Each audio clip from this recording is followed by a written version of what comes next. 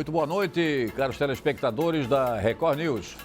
Neste momento estamos iniciando mais uma edição do seu Conexão ND. Programa que depois será exibido na íntegra dentro do portal ND+, líder em audiência da comunicação digital em Santa Catarina e também nas redes sociais da internet.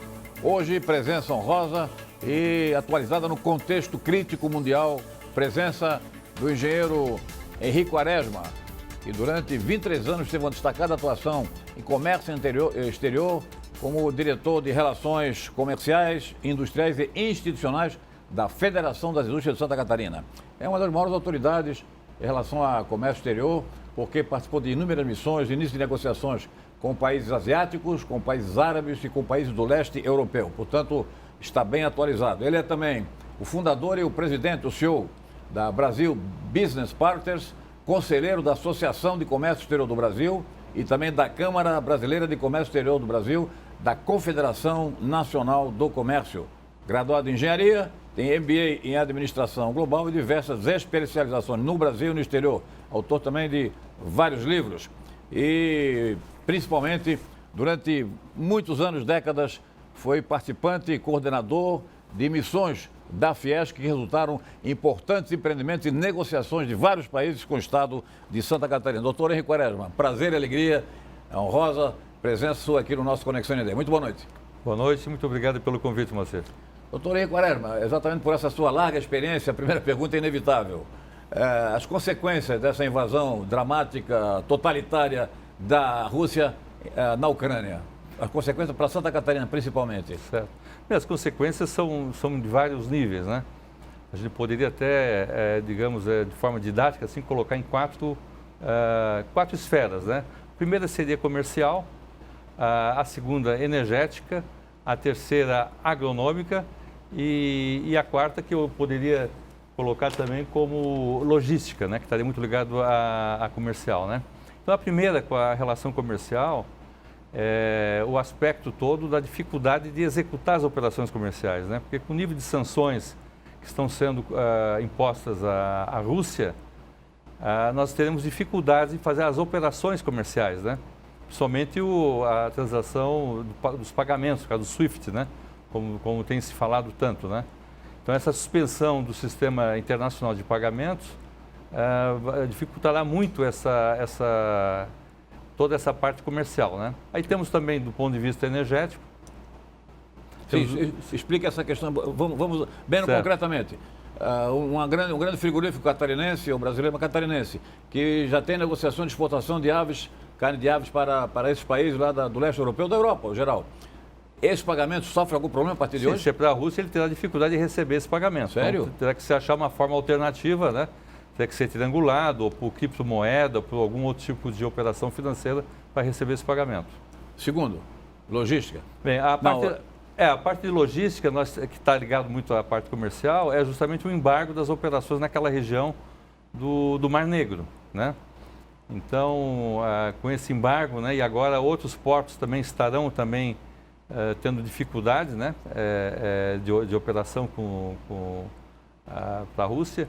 Então, isso poderá, por exemplo, toda a parte, 30% da produção de trigo, né, oferta mundial, ela sai da Ucrânia e da Rússia, né, justamente por esses portos ali no Mar Negro, né. Então, isso vai acabar gerando assim uma dificuldade dessa oferta desse produto e o aumento de preço. Ok, né? terceiro. Então, do ponto de vista logístico, né. Do ponto de vista de energia, nós já estamos vendo aí também o aumento do barril do petróleo, né. Quer dizer, nós temos aí uma área de alto risco, né? Principalmente porque 45% do consumo de gás da União Europeia vem da Rússia, né? E temos agora até um gasoduto novo aí que foi recém-inaugurado, que talvez nem entre em operação rapidamente em decorrência aí do conflito. E o quarto? O quarto é agronômico, né? Porque nós vamos entrar agora no processo do plantio do trigo e do milho, né? Principalmente na Ucrânia, que é o grande fornecedor, né? Então, são áreas que estão também ali em campo de batalha, né? Então, certamente não será feito esse plantio, né? Bom, então, são quatro níveis que eu noto assim, os prejuízos, digamos, a nível mundial. Sim. Repercute para o Brasil muito a questão da Rússia com os fertilizantes e para Santa Catarina também.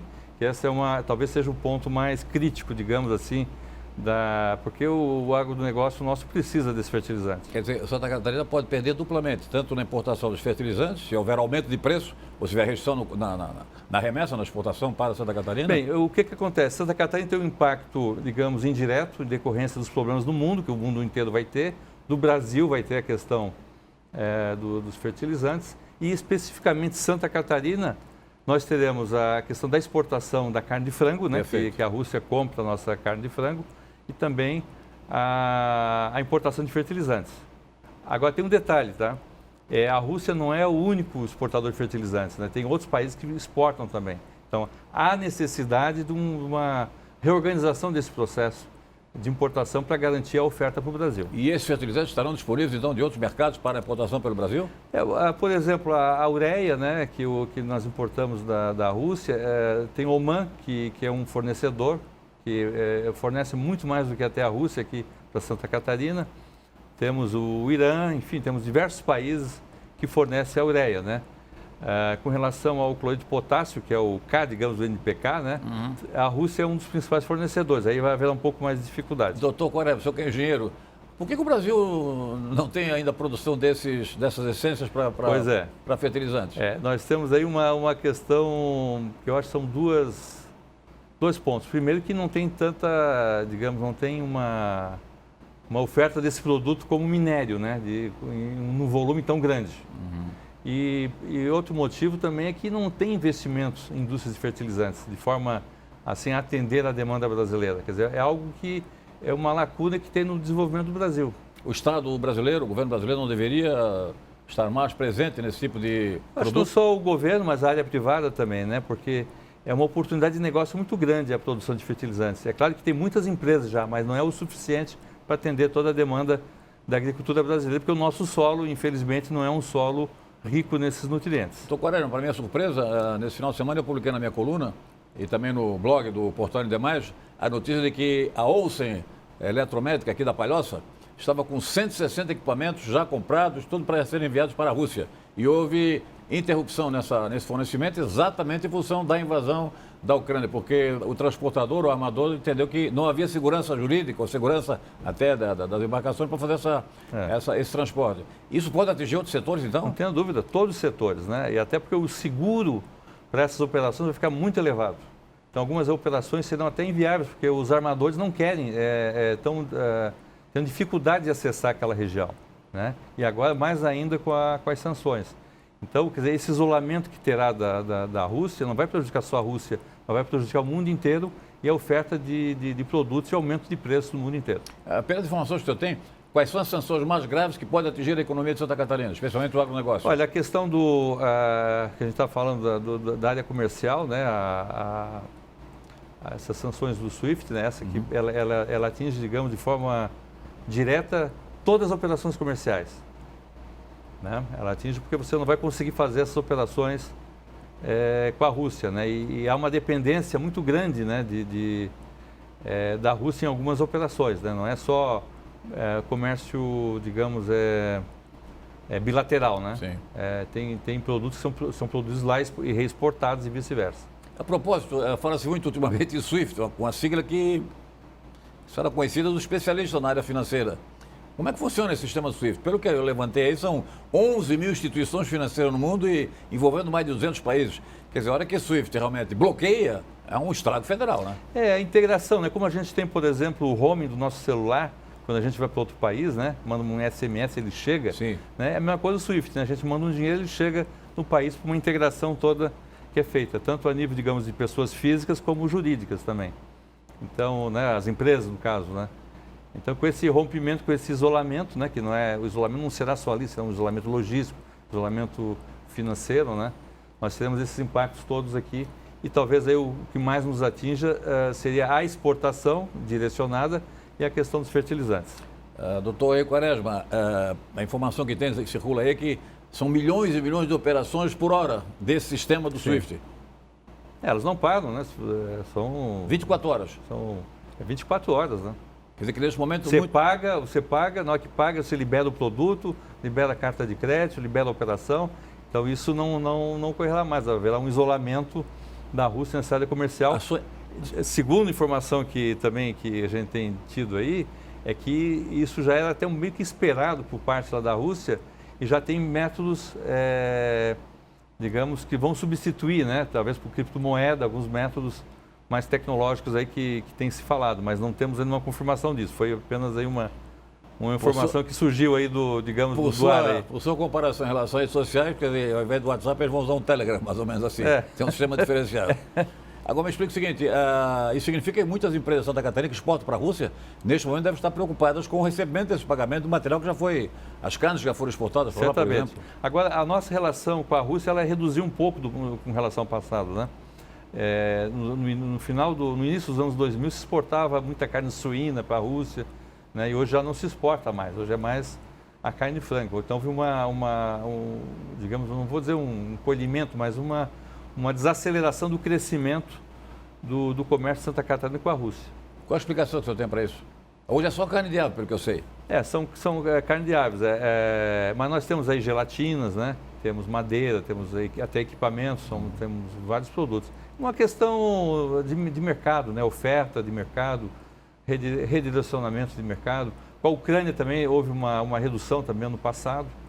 Então é um volume até pequeno, né? Não é um volume muito grande. Só para ter uma ideia, a exportação de Santa Catarina para a Rússia ano passado foi de 101 milhões de dólares, né? É um crescimento de 38% em relação ao ano passado. É frango, gelatinas, tabaco, né? No caso, cigarro, né? A matéria-prima para o cigarro. Para a Ucrânia, o tabaco, motocompressores, né? Já do Brasil para a Rússia, soja, né, que aí sim tem um volume expressivo de soja, as exportações fecham em 1,6 bilhões de dólares, né? Soja, carne de frango, café, né? Para a Ucrânia, amendoim, açúcar. E como importação do Brasil, da Rússia, nós temos aí o fertilizante, que corresponde a 62% de todos os produtos importados. Então, é um volume grande, realmente, de fertilizantes que o Brasil importa da Rússia, né? E em torno de só o KCl, né, que é o cloreto de potássio, é 1,4 bilhões de dólares. E para a Ucrânia, a nossa importação basicamente são lingotes de aço e PVC, um volume de 211 milhões, né? E Santa Catarina importa, digamos, da Ucrânia, basicamente PVC e laminados de aço também, né? Fechando aí 27 milhões de dólares, que é um volume relativamente pequeno, né? O foco da sua empresa é negociações com a China, é isso? Bem, nós atuamos com China, atuamos com outros países também, não só com China, mas temos um foco mais em China em decorrência das oportunidades que tem no momento com a China. Produtos de Santa Catarina ou também do Brasil? Não, produtos do Brasil. Do Brasil? Qual é o forte da exportação? Nós temos área de carnes, açúcar, temos também alguns produtos de madeira. Rússia não? Mas basicamente é commodities. Não, Rússia não. Alguma razão especial? Não, Rússia no momento não temos operações para a Rússia. E o senhor continua viajando normalmente para a China? Sim, nós temos, em decorrência da pandemia agora, nos 2 últimos anos, não tivemos condições de viajar para a China, até porque não é permitido a viagem à China, né? Só em casos excepcionais. Como assim? Está proibida a entrada? Do ponto de vista de negócio não está sendo permitida. Sério? E aí? Só em casos excepcionais, assim, casos muito urgentes, justificados, é permitido, né? Hoje a quarentena, mesmo nesses casos especiais, é uma quarentena de 14 dias oficiais, fora mais 7 que são, digamos, quarentena privada que você tem que ter. Então é um número grande de dias que você tem que ficar lá praticamente sem fazer nada. Um mês praticamente para negociar. E as negociações todo o sistema virtual hoje, então? Pelo sistema virtual, nós temos aí o WeChat, que é o aplicativo da China, que funciona muito bem aqui no Brasil, videoconferência. Então, sempre no horário da noite é o horário que a gente utiliza para a China, né? Não tem nenhum tipo de dificuldade em matéria de qualidade do sinal? Não. Muito tranquilo. Esperamos que agora, a informação que nós tínhamos que após agora as Olimpíadas da China, de inverno, seria até um teste ali para liberação, né? Mas no momento ainda isso não tem sido falado, né? Tem feiras, né? Agora em abril temos a feira gigantesca lá, que é a Canton Fair, né? Que tem 2 edições. Está mantida a feira? Ela está sendo mantida, ela está sendo feita de forma híbrida, né? Digamos assim, quem pode ir vai, mas ela é um pouco menor e ela muito fortemente, essa é uma plataforma digital que está funcionando muito bem para a feira. É algo impressionante. É a maior feira da China disparada há muitos anos. É uma né? do mundo, Fica né? ali ao lado de Xangai, né? É em Guangzhou, Em Guangzhou. Exito, isso. O senhor já participou dessa feira? Sim, a Santa Catarina fez muitas missões para essa feira já, né? Sim. Eu tenho a impressão que em torno de umas 10 a 15 missões que foram feitas. Eu pelo menos participei pelo menos umas 8, 9. Me diga uma coisa, só para esclarecimento do nosso público, e sempre com novidades, a China sempre com inovações. Sempre com novidade, cada vez mais novidades. Na pandemia, assim, foi um período que muitas coisas se desenvolveram lá, nessa parte de autômatos, né? De autômatos, de entregas autômatas, né? Crescimento do comércio eletrônico, fortemente na China. Então, produtos novos, né? A parte de mobilidade elétrica se desenvolveu muito nesse período. O que o senhor foi, já pegou o carro automático sem motorista, as coisas? Ainda não. Mas eles já desenvolveram bem esse produto também. Eles agora liberaram, inclusive, recentemente, acho que faz menos de um mês, aí, os drones autônomos, né? Para passageiros. Sim. Autônomo, né? Para passageiros. Foi liberado. O órgão lá de certificação aérea da China liberou para você fazer transporte de pessoas por drones autônomos. O senhor falou em presencial e virtual também essa feira de Canton? Sim. Guangzhou, né, o nome da Guangzhou, cidade? Me diga uma coisa, e qualquer cidadão então pode acessar o virtual para acompanhar? Pode. Muito prático. Você vai gastar menos, não precisa ir lá, né? É claro que não é a mesma coisa, né? Mas eles fazem a apresentação dentro dos stands, conversam com as pessoas, como se você estivesse lá. Toné, e o 5G, que é a novidade principalmente da China, porque já tem uma tecnologia dominada. O 5G ele vai realmente revolucionar o mundo, né? Já está revolucionando o mundo e o Brasil, principalmente, que é com a entrada agora. O grau de velocidade de todos os processamentos será muito grande. Nós temos um ganho muito grande na agricultura e na agroindústria, né? Com a facilitação das informações, do processamento das operações da agroindústria. E no mundo prático mesmo, né? No nosso mundo, pessoa física, pessoa jurídica, nós temos assim muitas vantagens. A China está na frente, é isso mesmo? Com a Huawei e outras tecnologias que já descobriram lá em relação ao 5G? Eu não sei exatamente assim o nível que estaria comparado com outros países, mas ela está muito avançada, né? Porque o custo é muito baixo, né? O custo dos equipamentos é 30%, 40% mais baixo que de outros, né? Então eles conseguem ter uma competitividade muito grande no acesso ao 5G. E recentemente o próprio Alibaba unificou assim, estabelecimentos menores, né, lojas menores e tal, integrou a plataforma já com 5G. Então tudo é feito para acelerar os processos. Né? Qual é a posição da Alibaba hoje em relação, por exemplo, ao concorrente da Amazon, matéria de comércio virtual? Olha, Moacir, eu não sei exatamente a posição agora aqui no Brasil. No Brasil ele não está na primeira posição. Mas no mundo? Não sei exatamente como é que está no mundo. Na China certamente está em primeiro lugar, né? Uhum. Agora no mundo eu não tenho exatamente essa informação. Eu tenho a impressão que em terceiro lugar. Acho que a Amazon ainda está dominando no mundo ainda. Mas esse Alibaba é realmente uma potência lá na China, né? Ele teve um crescimento muito grande, depois teve algumas sanções, né?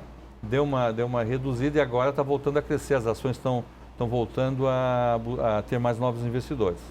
Muito bem. A situação geopolítica mundial, a partir dessa invasão das tropas do Vladimir Putin na Ucrânia e também a posição da China, que nos últimos dias se colocou como uma espécie de aliada da Rússia, e as consequências disso para o mundo e também para o Brasil. Vamos falar sobre este e outros assuntos da atualidade catarinense, brasileira e mundial com o nosso convidado de hoje, doutor Henri Quaresma, dentro do seu Conexão ND. Entrevista, repita-se, que está disponível a partir desta exibição no portal ND+, e nas redes sociais da internet. Voltamos em seguida, logo após o comercial. Até já.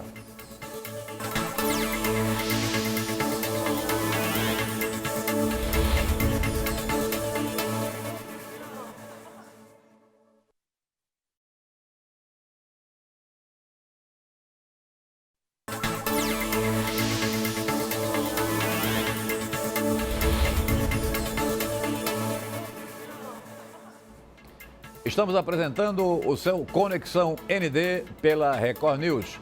Hoje com a honrosa presença do engenheiro Henri Quaresma, profissional que durante 23 anos atuou na Fiesc, e principalmente como diretor de Relações Industriais e Institucionais da Federação das Indústrias de Santa Catarina. Participou, organizou, coordenou várias missões comerciais e empresariais do Estado em vários países do leste europeu, onde acontece essa lamentável invasão aí da Ucrânia pelas tropas da Rússia, e também conheceu o leste europeu, além disso, países árabes e países asiáticos.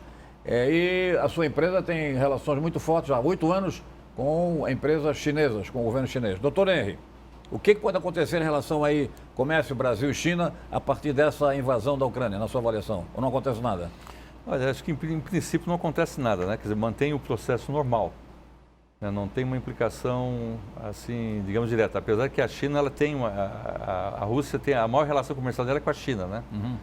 Mas eu não acredito que tenhamos algum tipo de dificuldade com a China, além desse processo mundial, digamos, aí, que implica todos os países, que é as transações comerciais e a questão dos altos preços, né?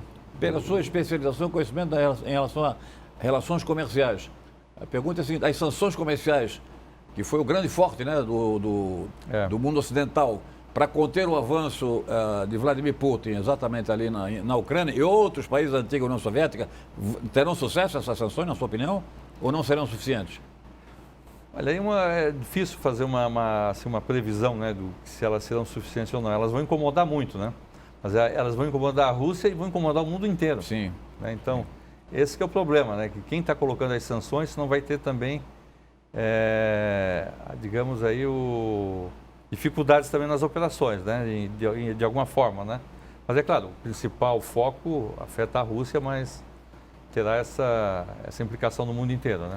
Pelo seu conhecimento também, pela sua experiência, pelo que o senhor conhece de toda a região e dos seus estudos aí, se o Putin tiver êxito na invasão da Ucrânia, ele não pode estender isso aí para outros países ali que são fronteira com a Rússia, exatamente para recuperar a antiga União Soviética?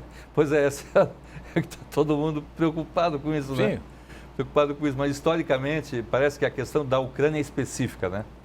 A questão da Ucrânia, ele considera meio que a Ucrânia como ele considera um país artificial, né? Ele considera que faz parte realmente da Rússia, né? E que parece que nessas negociações estaria previsto aí já algumas questões ligadas à inserção cultural da Rússia na Ucrânia, enfim, alguns aspectos assim que iriam ligar mais ainda a Ucrânia com a Rússia do ponto de vista assim cultural e político, né? Então eu particularmente, uma opinião pessoal, né? Eu acredito que vai se limitar realmente ali na Ucrânia. E acha que ele vai ter sucesso ou ele já está derrotado politicamente pela reação mundial? Talvez ele não esperasse uma reação tão grande do mundo inteiro, né? Eu acho que aí esse isolamento todo pode começar a preocupar em algum momento, né? Agora, se vai ter sucesso, os ucranianos estão fortes, né? Estão recebendo muito apoio internacional, né? Tem agora, hoje mesmo eu estava acompanhando isso, tem um pedido agora de integração de urgência na União Europeia, né? Então, se integrar à União Europeia teria uma série de benefícios aí do ponto de vista político, né? Então, tudo isso está, digamos, o jogo está sendo jogado, digamos, né? O senhor encontra algum justificativo do Putin para fazer essa invasão, essa intervenção militar? Olha, se analisar toda a história, nós vamos concluir que tinha uma previsibilidade disso acontecer, né? Digamos que ele esperou o momento, né, de ter um presidente que não é tão forte, para fazer essa incursão, né? O presidente da Ucrânia, o senhor diz, da Ucrânia. Zelensky. Mas aí eu vou outro erro, porque o Zelensky demonstrou que não é um simples comediante, não. Ele virou um estadista, hein? Agora, quer dizer, com a invasão, ele realmente mostrou que é um líder. Surpreendentemente, né? Levando as pessoas até os civis, né? Que aí tem uma conotação também, tem duas linhas, né? Quer dizer, ele citou os civis a lutarem, mas pessoas que não têm experiência, né? Então, pessoas estão indo para o fronte sem ter experiência nenhuma. Mas, de qualquer forma, ele está liderando, assim, o processo e está conseguindo mexer com o mundo inteiro, né? Outra coisa, se ele tiver sucesso na Ucrânia, essa invasão, a China não vai ficar também de olho para recuperar Taiwan e Hong Kong, não? Definitivamente?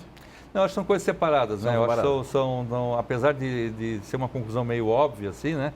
Mas a China não é tão objetiva quanto a gente imagina nas posições, né? Para a gente entender a China, nós temos que estudar a história de Confúcio. Aí nós vamos entender como é que funciona realmente a estratégia chinesa, né? a arte da guerra, né? Então não é porque a Rússia fez aquilo que a China vai fazer também, não tem uma relação tão direta. E aqui entre nós, imagino que o Xi Jinping, a turma dele, já deve ter observado o seguinte: o desastre dessa intervenção para a imagem de Putin e para a imagem da Rússia no mundo inteiro foi um negócio realmente inesperado, foi contundente. Está sendo contundente, não é isso? Então a China não vai Cortaram querer... ele até como presidente lá da Federação de Judô, né? Não só isso, né? Eu digo, Cogitaram de excluir a Rússia do Campeonato Mundial de Futebol, da Copa do Mundo. Então, e surgirão outras consequências. Isso não é bom para o povo russo. Aliás, o povo russo não está a favor dessa... Não. E as empresas, né? Porque tem empresas privadas na Rússia também. Então, as empresas privadas estão recebendo todas essas sanções aí, sem talvez nem terem opinado sobre isso. Isso vai repercutir no Politburo e na própria ação do presidente. Vai repercutir, inclusive, na imagem interna dele no país, né, junto ao setor econômico. Ele consegue, até um certo ponto, ter um controle em algumas empresas e tal, mas na hora que você generaliza isso, um problema para toda a economia russa, isso pode realmente prejudicar a popularidade dele internamente na Rússia, ter dificuldades até internas e tal. A gente não sabe exatamente qual é o grau de que ele tem de poder nessa área, mas certamente já está atrapalhando já a imagem dele interna. Essa sua observação de que a China tem uma outra experiência pela sua história, né? Porque afinal de contas são milhares de anos de experiência, né? Mas me leva a seguinte pergunta também. Pela sua experiência também como um empresário, né? Que tem conversações há muitos anos, né? Você conhece a história das relações comerciais com a China. A sensação que se tem é a seguinte: o chinês leva muito tempo para concluir a negociação. Mas ele é muito metódico. E a hora que ele fecha, então, aquele negócio, o assunto está resolvido. É isso mesmo? É permanente, é mais permanente. Ele analisa, digamos, em vários aspectos, né? Vários aspectos, não é um aspecto só, né? Ele não é tão objetivo assim, né? Então, cada área tem uma lógica, digamos, né? E daí junta tudo aquilo e aí sim tem uma conclusão. No caso da parte política é mais crítico ainda, né? É mais crítico, é muito assim, estratégico. Agora, certamente, ele está bem né? Ele está se mantendo ali naquele processo ali, com Rússia, com o mundo inteiro e tal, né? Com o PIB crescendo, a economia chinesa deve crescer agora 5,5% em 2022, né? Se recuperando fortemente aí da pandemia, buscando autossuficiência em vários produtos, né? Inclusive com relação à soja, né, que é o nosso grande cliente, eles estão se desenvolvendo muito na tecnologia do plantio da soja. Então isso, talvez numa análise mais a longo prazo, sim, eles vão reduzir realmente a importação da soja. Então tudo isso a gente tem que analisar, né? Nós temos relações econômicas com a China. E a China é o primeiro parceiro comercial do Brasil na importação e na exportação. Sim. E muito tempo foi também na área de investimento, né? Então, é algo que tem que se olhar de perto, né? Neste momento, o investimento não continua da China? O investimento ele reduziu em 2020, 2021. Por causa da pandemia, não? Por causa da pandemia. Por causa da pandemia. E eles voltaram muito internamente e abasteceram muito as empresas internas com recursos. E agora voltaram às compras, entre aspas, né? Voltaram a buscar investimentos fora, inclusive aqui no Brasil. Então, eles estão buscando, as grandes empresas chineses estão buscando a aquisição de ativos, projetos fora da China. Principalmente no processo One Belt and Road, que é o grande projeto de infraestrutura da China, onde tem muito dinheiro nesse projeto. A Argentina já assinou agora recentemente, tem outros países da América Latina que já assinaram, o Brasil não assinou. Que aí são recursos fortes para a infraestrutura. Infraestrutura, pois é. O Brasil não tem projeto da infraestrutura para atrair o capital chinês? Tem muitas ferrovias, tem projetos de ferrovias que já estão até inaugurando, né, no norte do país, com participação chinesa. Nós temos aí estruturas portuárias, temos muitos investimentos chineses no Brasil. Então, Santa Catarina carece de infraestrutura. Não era hora de ter um projeto bom para oferecer para esses parceiros, ou não? Olha, o que falta para nós é projeto. Você falou a palavra certa, é projeto. Nós não temos projetos, né? Nós temos que ter projetos elaborados e prontos, né? Aí você consegue oferecer aquilo lá e o cara consegue ver que vai ter uma receita, né? Você não pode dizer assim, lá tem que fazer uma estrada ali. Quer dizer, não adianta, você tem que desenvolver o projeto e apresentar aquilo ali, né? Num roadshow ou num banco de investimento, né? Então, esse é um problema geral do Brasil, não é só de Santa Catarina, mas aqui especificamente temos também essa dificuldade de falta de projetos. O que é que o chinês está mais interessado hoje no produto Santa Catarina hoje, basicamente? A produção as proteínas, né, que eles não têm, então eles compram a nossa proteína. Então é crescente essa compra ou está estabilizada? Olha, aumentou muito a carne suína agora recentemente, do ano passado para cá, estou falando ano passado para cá. A carne de frango deu uma estabilizada. Talvez melhore um pouco mais, mas deu uma estabilizada agora no momento. A soja, eles compram o que tem, né, da safra, né? Então é natural já. Então esses são os 3 principais produtos, né? As carnes e a soja. E tem alguma outra... E o minério agora, o minério, né? Tem o minério de ferro, né? Que eles importam muito, claro, né? Todo mundo sabe disso. E estão buscando outros minérios também. Então eles estão se interessando por projetos agora, de minerais no Brasil, porque o Brasil tem uma gama de recursos minerais absurda, muitos que não estão nem descobertas, né? E algumas estão pesquisadas, mas não são projetos em execução. Então estão buscando esses projetos. Então nós temos aí cobre, temos níquel, temos nióbio, temos titânio, muito titânio, vanádio, tungstênio, ouro. E por que não se explora essa riqueza? Não, estão explorando. Já estão explorando?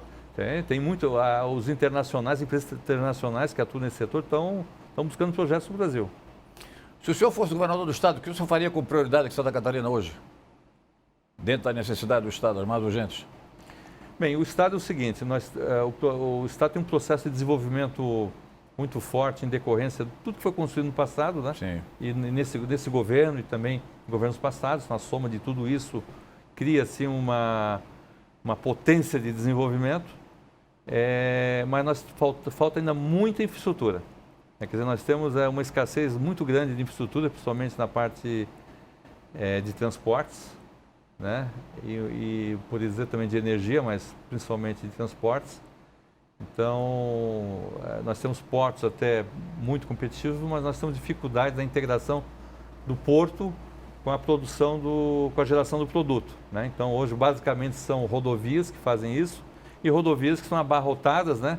Basta a gente andar de carro aí, né? Então, está exportando, ótimo, está exportando, mas nós estamos com estrangulamento e ali não vai ter como crescer. Quer dizer, uma nova empresa que venha para cá, uma grande empresa que venha, por exemplo, que tem um volume grande de exportação, uma produção grande, ela vai ver que não vai ter condições de estar aqui porque a estrutura não consegue, né, atender a demanda. Os estudos da Fiesp, você deve conhecer melhor do que eu, têm já revelado no passado, mas agora de maneira mais enfática, nós temos uma excelente estrutura portuária. Excelente, não boa estrutura, 5 portos maravilhosos e tal, alguns até de projeção nacional, sim, né? Tem Como um Navegantes agora, e o Itapuã, claro, não é isso? Claro. Agora, o Brasil, Santa Catarina, é o único lugar do mundo onde o sistema portuário não tem uma ligação ferroviária.